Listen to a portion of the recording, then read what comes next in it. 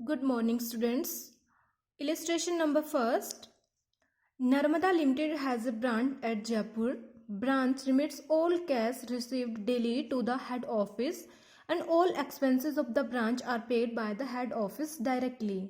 कहता है कि नर्मदा लिमिटेड एक ब्रांच है जयपुर में और सारा का सारा जो सेल से उसको पैसा मिलता है, जो कैश मिलता है, वो भेज देता है हेड ऑफिस को और उसके जो खर्चों की पेमेंट है वो डायरेक्ट हेड ऑफिस कर देता है.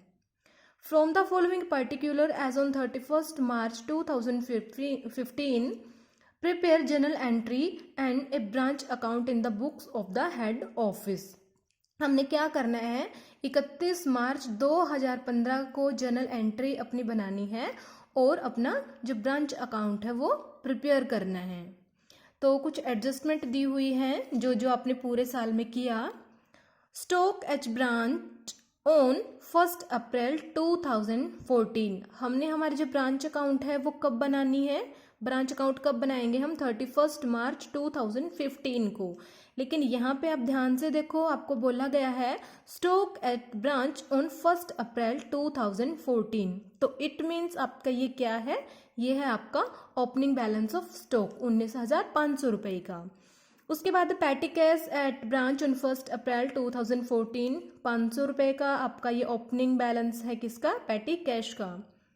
उसके बाद goods supply to branch during the year. जो गुड्स की सप्लाई है वो हेड ऑफिस करता है पूरे साल के अंदर ब्रांच को 1,80,000 रुपये की. Goods return by branch. जो ब्रांच है किसी रीज़न से उसने हो सकता है कि कुछ गुड्स है वो रिटर्न करनी पड़ गई होंगी, तो 5400 रुपये की जो गुड्स हैं वो रिटर्न कर दी ब्रांच ने हेड ऑफिस को. Cash sent to branch for salary, rent, advertisement. यानी कि ये ब्रांच के खर्चे थे सैलरी पेमेंट करने के, रेंट पेमेंट करने के, एडवर्टीजमेंट चार्जेस पे करने के. तो ये ब्रांच को पैसा भेज दिया गया. ठीक है, 22,000 रुपये सैलरी के, 6,000 रुपये रेंट के और 1,500 रुपये हैं एडवर्टीजमेंट के. उसके बाद है cash sent to branch for petty expense. जो फुटकर आपके एक्सपेंस होते हैं, डेली रूटीन के जो छोटे मोटे खर्चे होते हैं उनकी पेमेंट करने के लिए ब्रांच को पैसा कितना मिल गया, 1,000 रुपये का. Cash received from the branch during the year. जो सेल हुई, सेल का जो पैसा मिला था ब्रांच को, अब ब्रांच ने पैसा भेज दिया किसको, हेड ऑफिस को, 2,15,000 रुपये.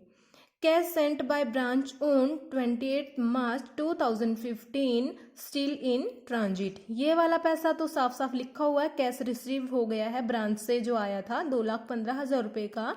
लेकिन नेक्स्ट एडजस्टमेंट में ये बोलता है कि कुछ पैसा था जो ब्रांच ने भेजा था हेड ऑफिस को, लेकिन अभी वो पहुंचा नहीं है, वो रास्ते में है. ठीक है, ट्रांजिट अभी रास्ते में है, वो 8,000 रुपये का.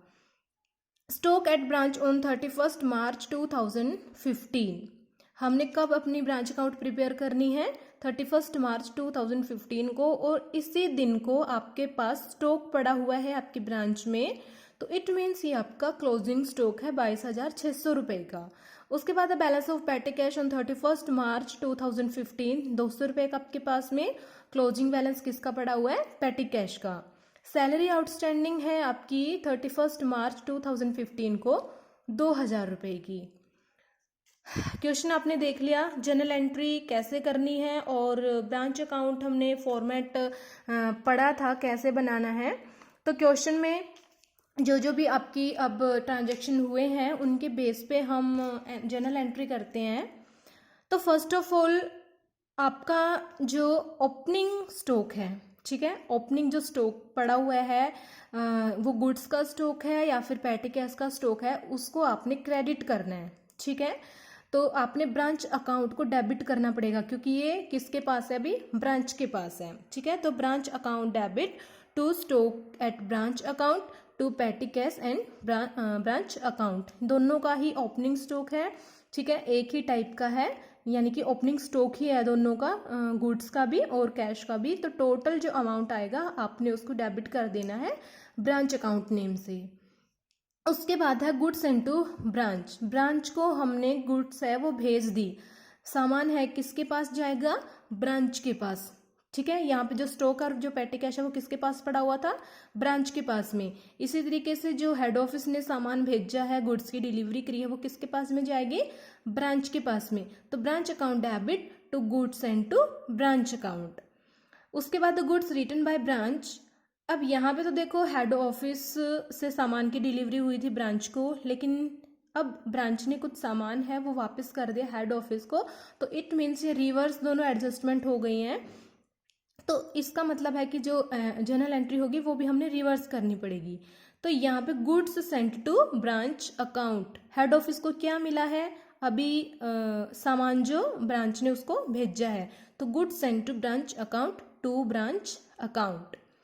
उसके बाद cash sent to branch for salary, rent and advertisement. इन सारे खर्चों की पेमेंट करने के लिए हमने ब्रांच को पैसा दे दिया।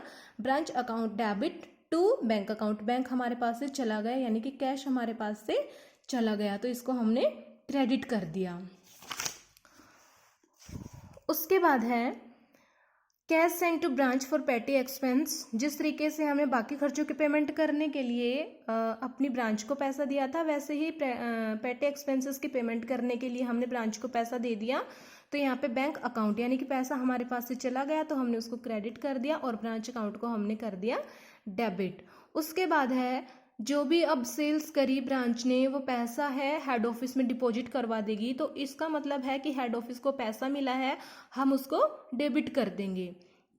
डेबिट व्हाट कम्स इन, ठीक है, वो आप जो गोल्डन रूल आपने पढ़े थे वो आपने यहाँ पे आप फॉलो करने हैं। डेबिट व्हाट कम्स इन, हमारे पास में क्या आया है, बैंक, क्योंकि ब्रांच से हमें पैसा मिला है। Bank account debit to branch account. अब नेक्स्ट है cash send by branch still in transit. अभी रास्ते में है पैसा, अभी हमारे पास में नहीं आया है, तो बैंक हम नहीं लिख सकते क्योंकि हमारे पास पैसा नहीं पहुंचा। फाइनली जब पहुंच जाएगा तब हम ये एंट्री करेंगे, bank account debit to branch account.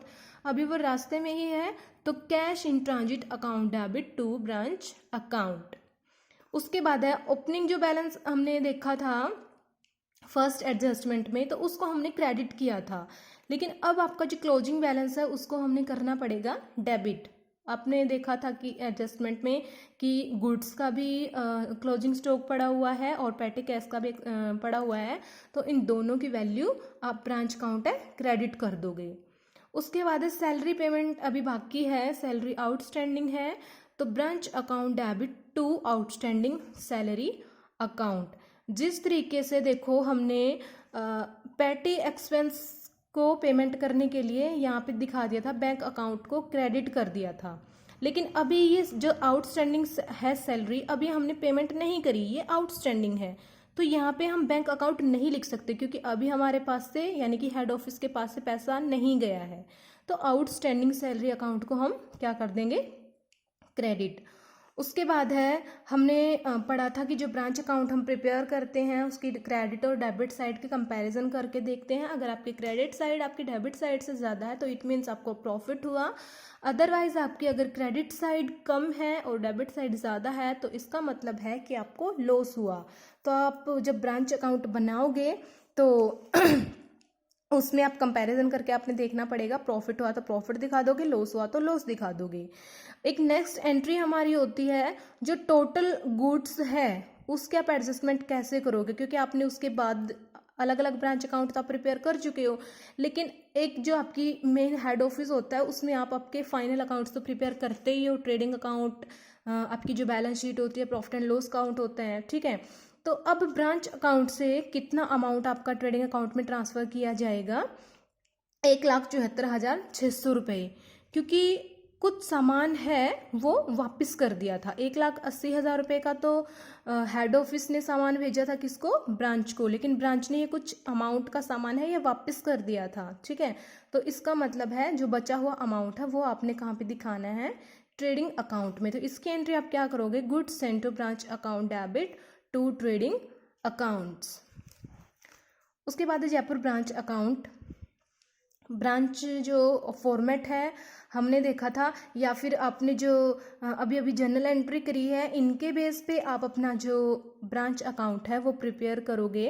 अब जैसे कि अब देखो, जैसे यहाँ पे ब्रांच अकाउंट को आपने डेबिट करना है, ब्रांच अकाउंट को आपने क्या कर रखा है, डेबिट, किससे, stock at branch account 19,500 to petty cash at branch account 500 रुपये। ठीक है, तो अब देखो ब्रांच अकाउंट ये आपका हो गया। ब्रांच अकाउंट एंट्री में आपने क्या कर रखा था, ब्रांच अकाउंट को डेबिट कर रखा था। तो ब्रांच अकाउंट आपका है ये, डेबिट आपने किस नाम से करना है, ओपनिंग स्टॉक और पेटी कैश। तो सारी की सारी जर्नल एंट्री जो आपने करी है वो इसी हिसाब से करोगे।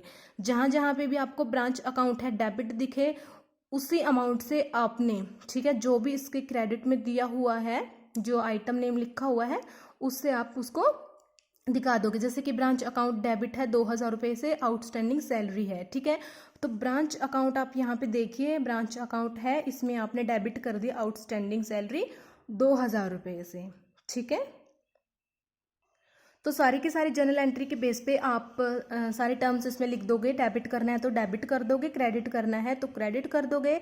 दोनों की आपने जैसे ही कंपैरिजन करके देखी तो आपको पता लगा कि 18,700 रुपये का आपको प्रॉफिट हुआ है। आपके जो एक्सपेंस हैं वो कम है, ये सारे वाले आपके एक्सपेंस थे और ये सारी आपकी इनकम होती हैं। ठीक है, तो आपका जो डेबिट साइड है वो आपका कम था आपका क्रेडिट साइड से, और क्रेडिट साइड का जब एडिशन ज़्यादा हुआ तो इसका मतलब है कि आपको प्रॉफिट हो गया 18,700 रुपये का।